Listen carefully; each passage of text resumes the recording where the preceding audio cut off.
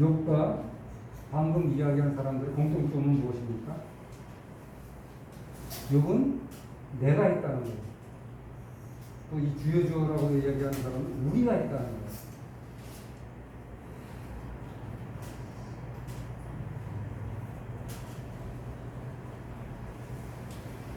주님께서는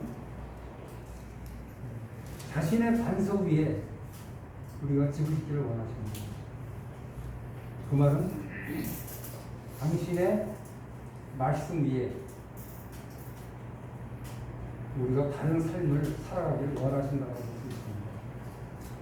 그래서 오직 예수 그리스도의 힘을, 능력을 힘입어서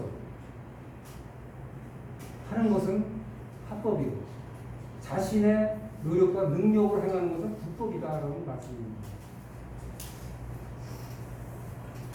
다시 말해서 하늘나라에서는 하나님의 능력으로 하나님의 능력을 인정해서 하나님의 말씀을 힘입어서 한 것만이 합법이고 이 땅에 사는 사람들처럼 자기를 의지해서 하나님께서 받은 것임에도 불구하고 그걸 부인하니까 내가 했다고 주장을 하는 거잖아요.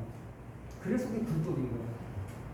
자기 힘으로 하는 자들, 불법을 행하는 자들이라 예수께서 여기서 떠나가라고 말씀하신다는 것입니다.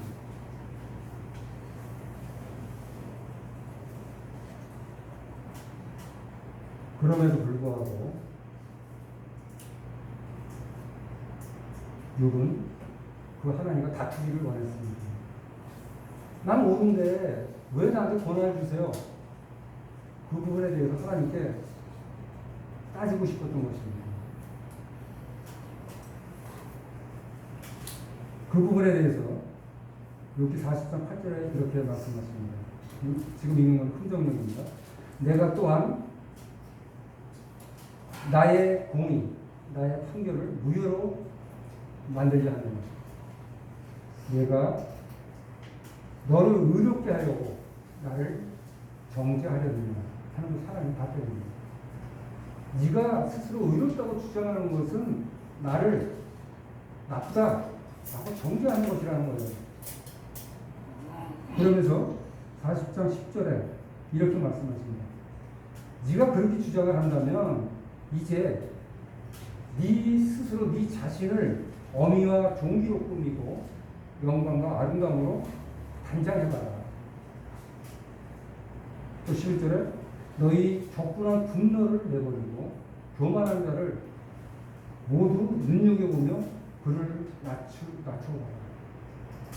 사실 그런 일을 하나님이 하고 계신 거니까 네가 한번 해봐라는 거야. 네가 정의롭다. 네가 할 수 있느냐. 또 그런 능력이 있느냐라고 묻는 것입니다. 14절에 결론을 내려서 네가 그렇게 할 수 있다면 나도 너의 오른손이 너를 구원할 수 있다고 내가 시인한다. 네 주장이 옳다면 네 힘으로 네 오른손으로 가장 힘이 센 게 오른팔이죠. 손을 표현하는 그 사람의 항상 능력, 힘을 나타냅니다. 특히 오른팔은 더 큰 힘을 나타납니다. 네가 그렇게만 할 수 있다면 나도 너의 오른손이 너를 구원할 수 있다라고 인정해 주겠다. 그런데 그렇지가 못하지 않습니까? 그래서 하나님께서 그러한 욥을 완전히 깨부시고 그의 과거의 주장을 깨부시고 새로운 터를 만들어서 예수 그리스도라고 하는 새 사람의 터를 만들어서 새로운 인생을 살아갈 수 있도록 하시기 위해 엄청난 고난을 주셨다라고 여겨지는 것입니다.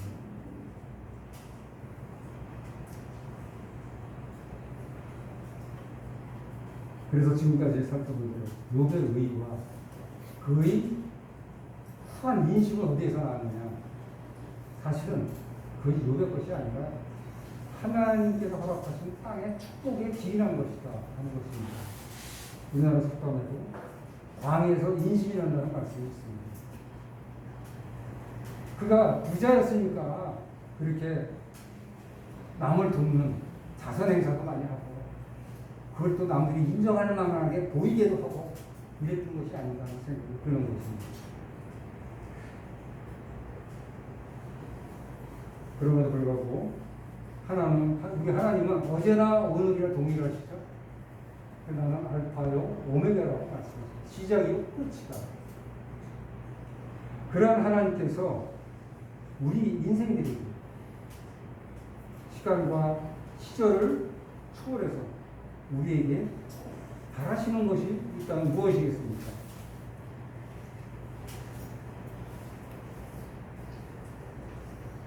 하나님께서 우리 마음에 무엇을 담아주심으로 새 사람의 삶을 살아갈 수 있도록 하시길 원하시겠어요?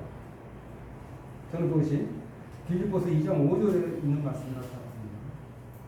너희 안에 이 마음을 품으라 곧 그리스도 예수의 마음입니다. 그리고 그분 하나님의 본체시나 하나님과 동등력을 취할 것으로 여기지 아니하시고 오히려 자기를 위해 종의 형체를 가지사 사람들과 같이 보셨고 사람의 모양으로 나타나 자기를 낮추시고 죽기까지 복종하셨으니 그 십자가에 죽으십니다.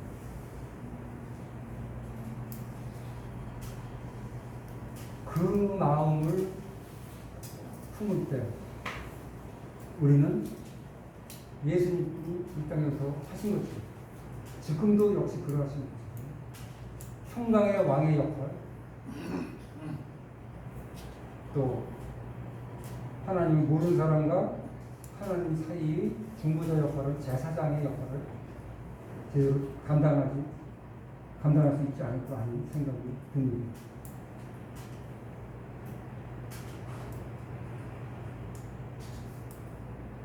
지금 몇 가지 살펴봤습니다만 욥과 바울이 하나님과 예수님을 만났을 때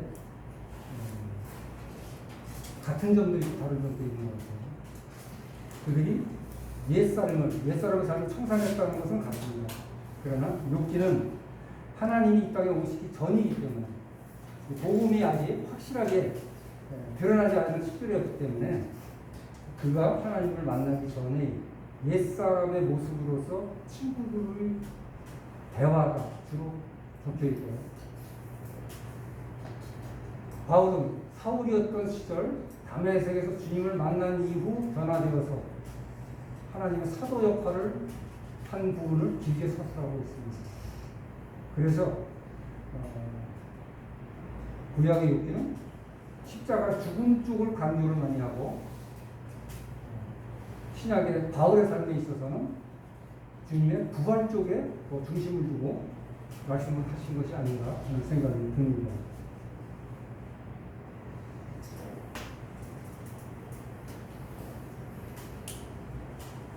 우리 하나님은 우리가 잘 알고 있는 대로 우리를 기계로 만들지 않으셨어요. 로봇으로 만들지 않으셨어요. 우리가 이런 휴대폰을 쓸 때 성능이 떨어진다. 그럼 어떻게 하십니까? 업데이트 시키면 되죠. 그럼 성능이 획기적으로 좋아집니다. 컴퓨터도 그렇죠. 그래서 로봇인 경우는 그 관리 책임자가 여러 가지 정보를 새롭게 집어넣으면 성능이 뛰어납니다. 근데 우리 인간은 하나님이 로봇으로 만들지 않으셨어요. 우리에게는 지정의가 있는 인격이 있는 존재를 만드셨기 때문에 하나님께서 너는 앞으로 옳게 살아라, 바르게 살아라, 이웃을 내 몸을 사랑하라. 여기 머릿속에다 입력을 시킴으로 로봇 같은 반응을 일으키도록 만들지 않으셨습니다. 우리는 하나님께서 하신 엄청난 사랑과 은혜를 통해서 또한 성령님의 능력으로 스스로 변화를 받기를 원하십니다.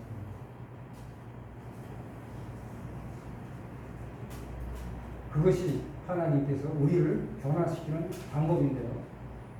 그것이 때로는 우리에게 엄청난 고난으로 다가온다는 것입니다. 그래서 아까 본문 말씀으로 봤던 말씀과 같습니다.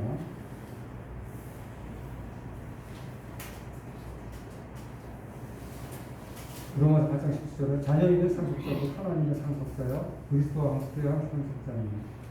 우리를 하나님께서 창조하신 모든 세상을 상속으로 유산으로 주시기 위해서 우리에게 영광을 주셔야만 했어요. 우리가 하나님의 아들과 같은 영광이 없다면 우리가 그걸 소유할 수도 없고 누릴 수도 없기 때문입니다. 그런데 이 영광을 받기 위해 고난 또한 함께 받아야 할 것을 말씀하시는 것입니다. 그런데 이 고난이 우리에게 닥쳐올 때 사실 힘들지 않습니까? 그때 우리가 주변에 있는 이들이 그 욥의 친구들처럼 그 어려움을 겪는 성도에 대해서 비판을 해서는 안 된다는 것도 우리 도움을 받을 수가 있을 거예요. 우리는 그분을 일으켜 세울, 그분에게 능력을 줄 그런 신이 없었어요. 그 능력은 오직 하나님께만 있기 때문에 우리는 다만 그분을 위로하고 격려하고 돕는 것이 중요하다는 생각이 듭니다. 그리고 욥과 바울에게 있어서 똑같은 고난을 당했지만 가장 큰 차이가 무엇이겠습니까? 욥은 자기도 모르는 세상에서 저 하늘 위에서 벌어진 천상회의의 결과로서 어느 날 느닷없이 엄청난 재앙을 당했어요. 이유도 모르고 당했어요. 이게 웬일이야? 하나님 이러실 수 없는데 나 하나님하고 다투고 싶어. 이런 심정을 가진 만큼 갑자기 들어닥친 고난이었습니다. 그러나 사도 바울은 어떻습니까? 사도 바울은 이미 예수 그리스도께서 십자가를 지시고 또 사흘 만에 부활하시고 승천하셔서 하나님 우편에 앉아 계신 상태에서 당신께서 약속하신 보혜사 성령이 이미 내려졌고 교회가 이미 또 세워졌고 복음이 전해지는 그런 상황에서 예수님을 만난 것입니다. 그래서 다시 말하면 바울은 하나님의 경륜을 이미 깨닫고 있었기 때문에 환난을 받을 때 기쁨으로 받을 수 있었다는 것입니다. 로마서 5장 2절로 5절까지 읽고 마치겠습니다. 로마서 5장 2절입니다.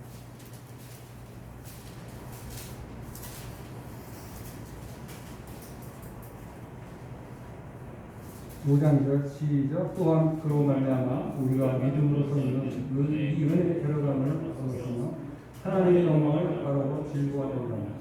다만 이는 아니라 우리가 환난 중에도 즐거워하나니 이는 환난은 인내는 연단은 소망을 이루는 줄 아니로라. 소망이 우리를 부끄럽게 하지 아니하면 우리 곁에 성령으로 말미암아 하나님의 사랑이 우리 마음을 부음과 됩니다. 로마서의 저자는 바울입니다. 로마 교회에게 사도 바울이 깨달은 것을 전달하고 있습니다.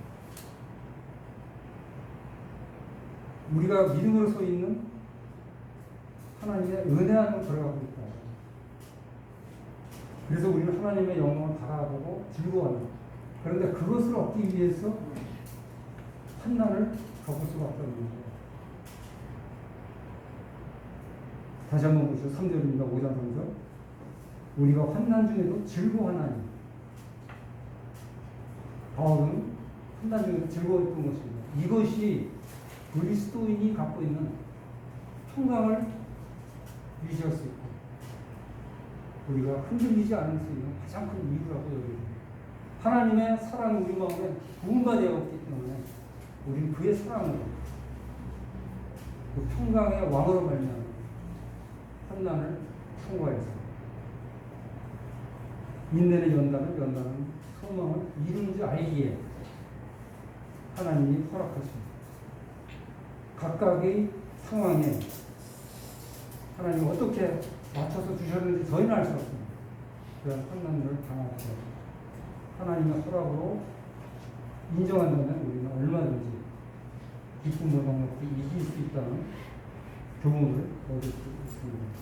감사합니다.